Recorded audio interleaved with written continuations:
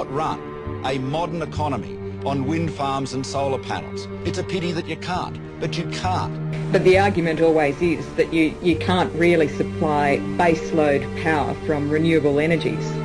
Well, that's another story. The fact is we can do that right now, and that there are technologies right this moment that are providing storage which enables you to do baseload electricity. Solar is a nice, easy, soft answer.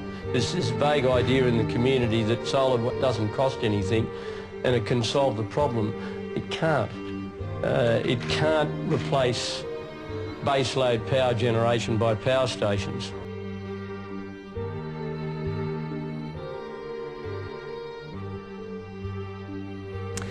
Australian Know-How is helping to light up California with environmentally friendly electricity.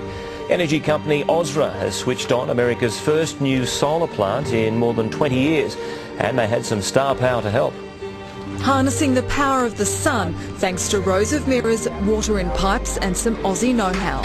Ausra's solar thermal plant north of Los Angeles is the first of its type in America, and it has some powerful backing.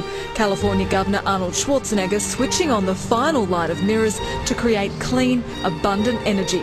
Ausra's technology was created in Australia, and we were very fortunate that when they looked around where they built their headquarters, they decided on California. Effectively, we can replace coal, nuclear, all kinds of fossil fuel generation systems. It works by concentrating the sun's rays on giant, slowly rotating mirrors, reflecting the heat onto the water-filled pipes above. The reflected energy is hot enough to boil the water, creating high-pressure steam to turn a turbine and produce electricity that goes directly into the grid. The company began in Australia, but when US investors jumped on board, it moved to California. And even in tough economic times, Ausra has attracted more than $70 million in new investment in the past month. We intend to survive, we intend to succeed. This plant is capable of producing enough electricity for 3,500 homes, but the next plant will be significantly larger, producing enough electricity to power 120,000 households. But to compete with fossil fuel power plants, it must be able to store energy for use at night and on days of low sunshine. Within 2 years, we expect to market a full low-cost storage system to do that. Ausra is also in negotiations to build a full-scale plant in Australia.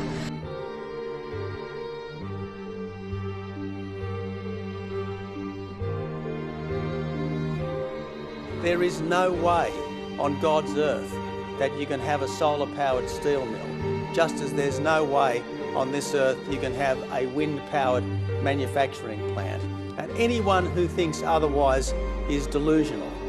So we could power a small city like Boulder with a gigawatt-hour class pack, and we can keep going here. So what I want to do is explore what is needed, what's really needed to transition the world to sustainable energy. Is this actually possible? Is it something that is within the ability of humanity to actually do, or is it some insurmountable, super difficult, impossible thing? It's not. And there are technologies right this moment that are providing storage which enables you to do baseload electricity. You cannot run a modern economy on wind farms and solar panels. It's a pity that you can't, but you can't.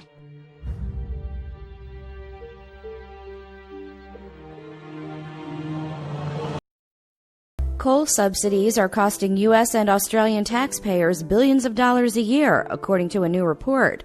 The research examined the subsidies given to coal production in the U.S.'s largest coal field, the Powder River Basin, and found they totaled $2.9 billion a year. This equates to $8 per ton, almost 25% of the sale price. The researchers found ending the subsidies would lead to cuts in coal use equivalent to shutting up to 32 coal-fired power stations, leading to a large reduction in carbon emissions.